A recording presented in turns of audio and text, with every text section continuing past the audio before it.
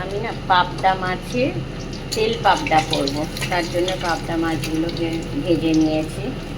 হ্যাঁ, এই যে ভেজে নিয়েছি। আর এর মধ্যে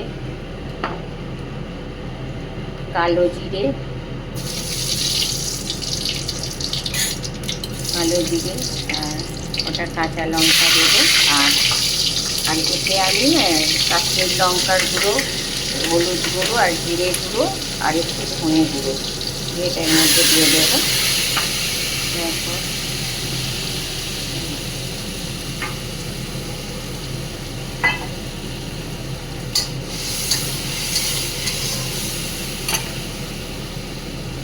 তেলটার বাইরে একটু জল দেবো আর এই নুনটা দিয়ে দেবো।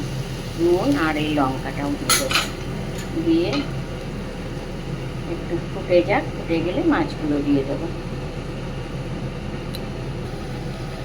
এবারে যে ফুটছে আর মাছগুলোকেও দিয়ে দেবো। এটা আর অন্য কোনো মশলা দেবো না, এটা গরম ভাতে খেয়ে দেবে, খুব ভালো লাগে। হ্যাঁ, আপনারা কে কীভাবে খান একটু আমাকে কমেন্টে জানাবেন।